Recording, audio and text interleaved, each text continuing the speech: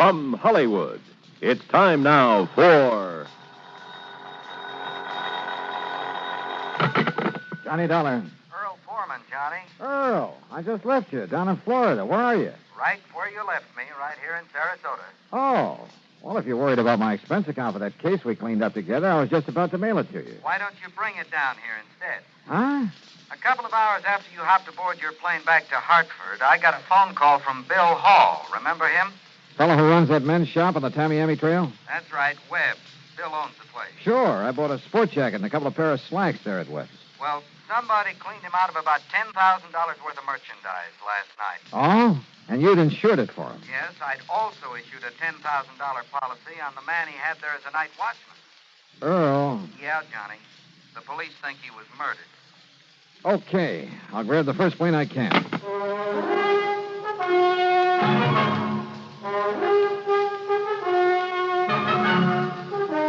Bob Bailey in the exciting adventures of the man with the action-packed expense account. America's fabulous freelance insurance investigator. Yours truly, Johnny Dollar.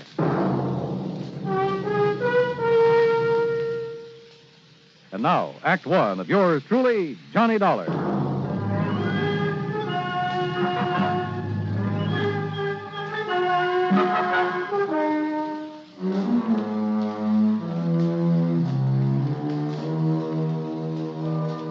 Expense account submitted by Special Investigator Johnny Dollar to the Tri-State Life and Casualty Company, Sarasota office. Following is an account of expenses incurred during my investigation of the net of circumstance matter. Expense account item 1, $75, plane fare and incidentals, Hartford to Tampa, Florida. There I'd figured on changing planes, but Earl Foreman met me in his car, and by 7 p.m. we arrived in Sarasota. We drove straight to Webb's. The place was in a mess. Well, I'll say this, Mr. Pullman. You certainly didn't waste any time. Well, didn't see any reason to, Bill. Johnny, you remember Bill Hall. Yeah, sure. How are you, Bill? Not good, Dollar. Not good. Look at the place. Yeah, I see. You've lost a lot of your stock. We haven't finished checking yet. I sent the boys home to get some sleep, but as nearly as we can tell, whoever did this got away with over $9,000 worth of clothing and accessories, and heaven knows what they did to old Jimson. Jimson? Jimson Cooley, the night watchman. Earl, you said over the phone that you thought he's been murdered. Yes, sir. Somehow they must have got old Jimson to open the back door for them. Then when he saw what they were up to, he tried to fight them off. You'll see the marks of a big struggle out back. And bits of his clothing were lying around, covered with blood. But no sign of him. Johnny, the police figured that they must have killed him and then dumped his body somewhere. You keep saying they, Bill. They had so little time that, well, one man couldn't have done it alone very well. You see, it all happened between the regular rounds of the PD's prowl car. Last time this sort of thing happened, there were 3 men in on it. Well, you been robbed before? About a year ago, something like $18,000 worth. The police managed to track down 2 of them. Oh? What about the third? Well, he was never identified, or rather, he was identified but never located. Anyhow, it was after that we put old Jimson on as night watchman. I wonder about that third man. Was your store the only place that Jimson watched? Yeah, after all, he was a pretty old man. I gave him the job to help him out as much as anything else. And I figured his just being around would keep something like this from happening again.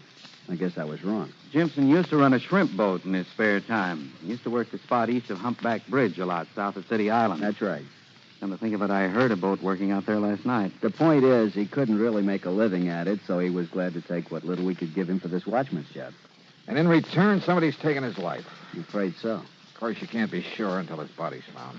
What are you thinking of, Johnny? Well, if by any chance this Jimson Cooley isn't dead... The police say that according to all the evidence... If he's still alive, he's the one person who could tell us something about whoever cleaned out this shop. Have the police found any actual clues to work on? Well, no. That's where you're wrong, sir. Sergeant Drummond. That's right. Johnny boy, how are you? Hiya, Sergeant. So they dragged you in on this. Yeah, I'm afraid so. Well, you know how it is, Drummond. When the police can't get anywhere, you call in the expert. Oh, and I thought you was a friend of mine, Mr. Pullman. You said that Bill was wrong, Sergeant. What's it?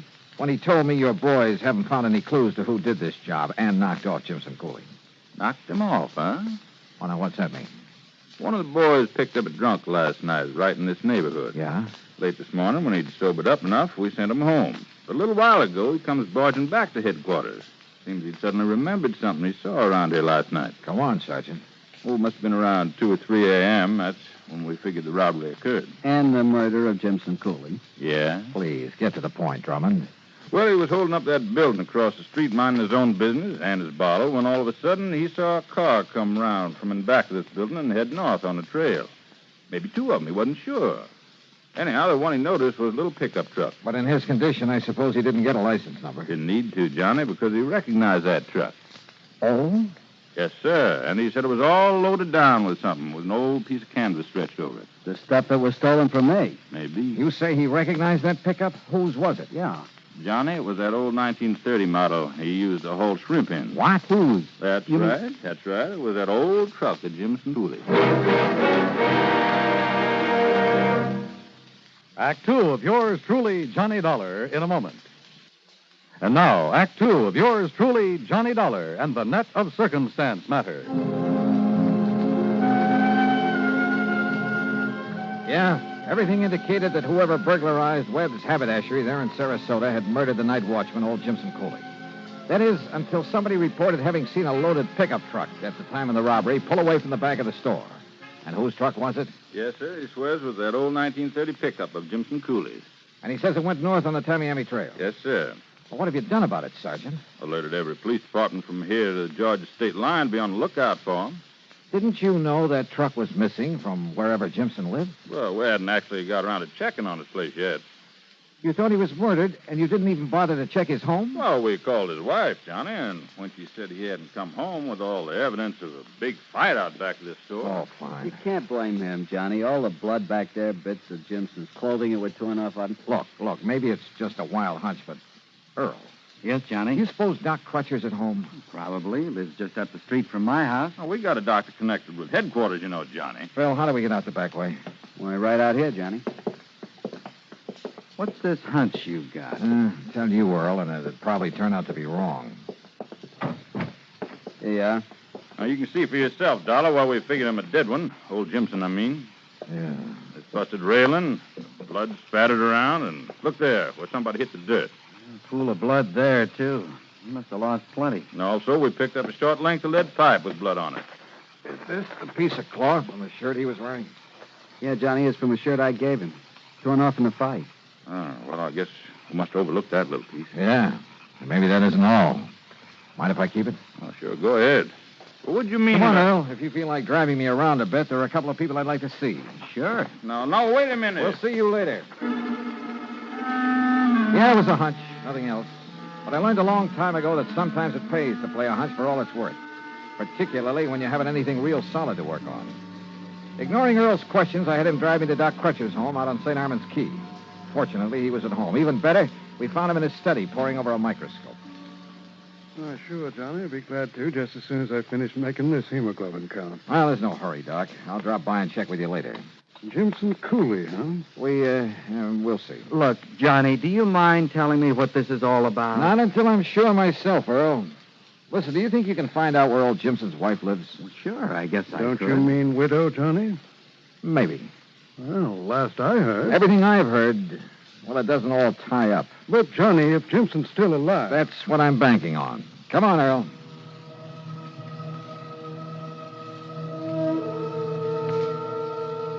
The Cooley place, far out on the edge of town, was a shack and nothing more. In the darkness, it didn't look much better than the beat-up chicken house at the back of it. As for the chickens, well, half of them were asleep out in the yard until we got there. Yes, I'm coming. Yes, what... Oh, Mr. Pullman. Mrs. Cooley, this is Mr. Johnny Dollar. Listen now, Mr. Pullman. They found Jimson's body yet? Well, no. As a matter of fact... Well, I sure hope they do. That's all I got to say. Because if they don't, at least what Miss Canterwell told me today, if they don't, I might have to wait 5-6 years before I can collect that insurance that Webb's bought on him. Gas. Well, got any news about him or not? Johnny? You don't seem to care much whether your husband's alive or not, Mrs. Cooley. Now, why should I? The lazy bum. If it wasn't for me raising these heavy... I said gas! When he was shrimping and selling them for bait to them Yankees that come down to fish around the other winter, he done pretty good. We had meat on the table now and then, besides chicken. But ever since they gotten that soft job sitting around that store every night. Did you notify the police when he failed to come home this morning? I did not. No? Besides, when I seen that one of them nets was missing. You see where he keeps them hung over the limb of that tree out there? Mrs. Cooley. Well, what I figured is maybe he'd gone out to do some more shrimping. Or else he'd taken it out and sold it so as he could buy some more of that rot gut he's been drinking lately. So I got this broom handy by the door. What do you mean? To keep him out so he wouldn't try to come in and beat me. Beat you? Sure, like he always does when he's been drinking. And then when he didn't come home at all, Mrs. and Cooley. when Miss Canterwell stopped by and told me he'd been killed. Well, you know who I think done it? Who? One of that gang that tried to rob Webb's last year. Now, why do you think that? Because Jemson told me one of them was around town. That's why. Jimson knew who he was and didn't report it to the police? Well, how should I know? I wonder why not. Now, look, if you all didn't come around to pay me my insurance, what is it you want? Well, what I really stopped by for, Mrs. Cooley, was to see if you'd sell me one of your chickens. What? Yeah. Why, sure. Only it'll cost you money. Maybe 75 cents? All right. Here. Here's $1, and we'll call it even. Well, thank you. Here, chick, chick, chick, chick, chick, chick. Now, you look out for them fancy clothes of yours, and I'll wring its neck. There you are. Only I suppose you want it plucked, too. No, thanks. Suppose you just give me the head. Eh? Yeah, you can have the rest of it for dinner tomorrow. What? And come on, Earl. Let's get back to St. Armand's Key. I'm sorry, Johnny, but I really ought to have some of the materials down at my office for putting that specimen you gave me under the microscope. Of course, if you could wait until morning. Oh, sure, why not? Once more, I could use a little shut-eye. But here, Yeah. take along a sample of the blood from this, too, will you? You've been out raiding somebody's chicken coop? Well, you may want it for comparison, if you know what I mean. Yes, Johnny, I think I do. Well, I don't. Earl, why don't you and I go home and get some sleep?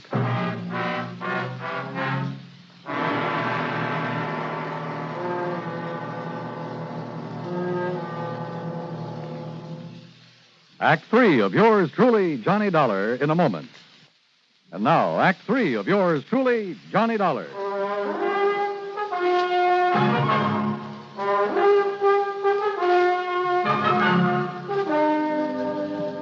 Early the next morning, I got a phone call from Sergeant Drummond down at headquarters. Yes, sir, Johnny. Some of the boys found him laying in his car on a little wagon trail just off Bee Ridge Road. Jimson Cooley?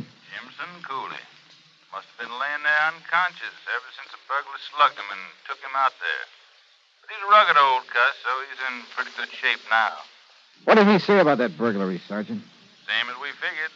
Man made him open the back door, beat him up, cleaned out the place, and probably thought he'd killed him. So he drove him out to that side road and left him there. What about the stuff that was stolen? Must have transferred it to his own car when he left Jimson there. Was Jimson able to identify him? Said he claimed to be the man we never did get for robbing that store the first time. You want to talk to Jimson? Yes, Sergeant. I'll be right over.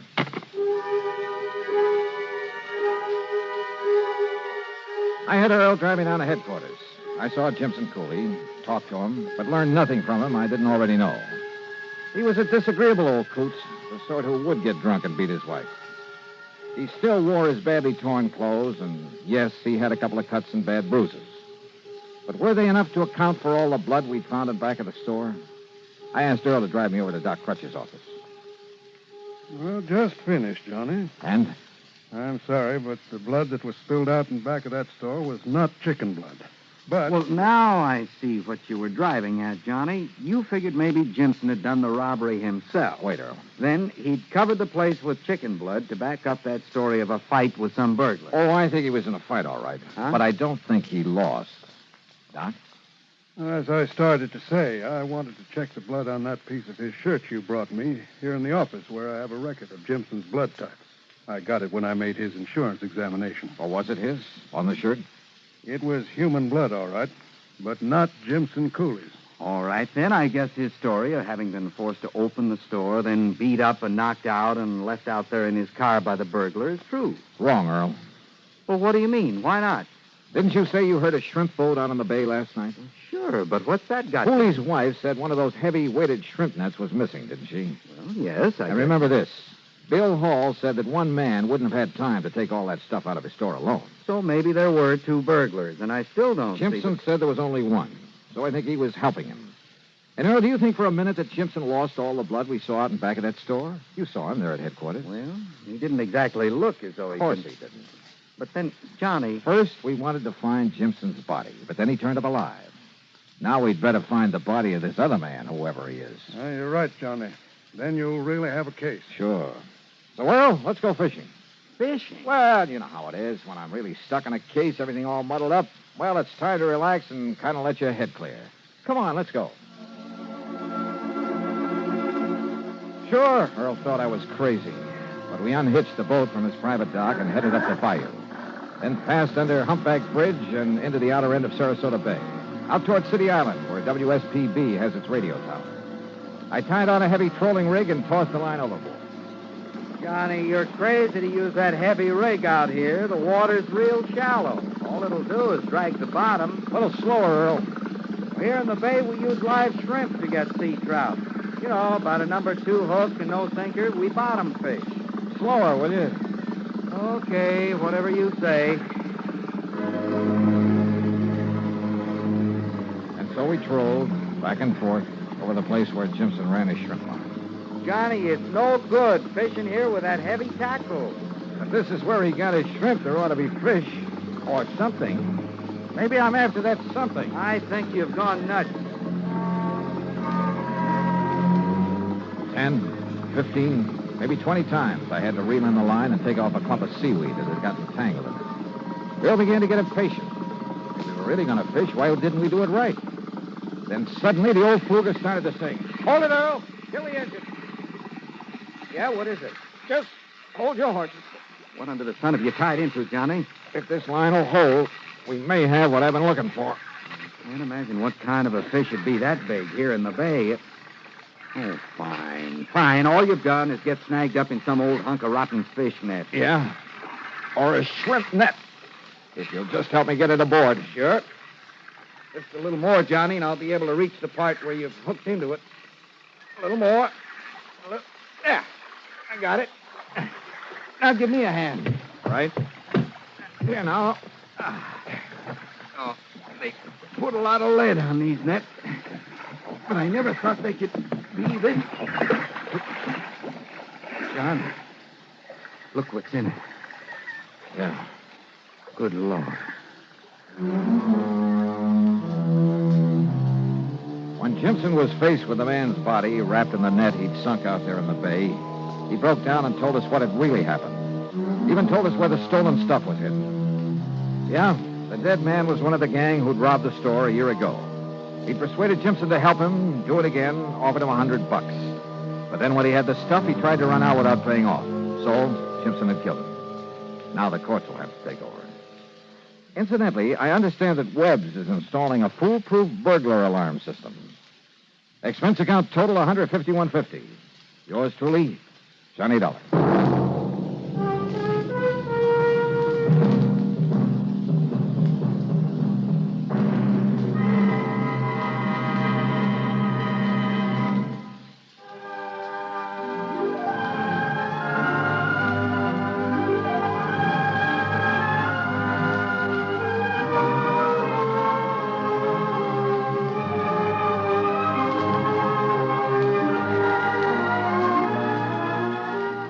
Yours truly, Johnny Dollar, starring Bob Bailey, originates in Hollywood and is written, produced, and directed by Jack Johnstone. Heard in our cast were Lillian Baeff, Vic Perrin, Harry Bartell, Barney Phillips, Bartlett Robinson, and Bill James.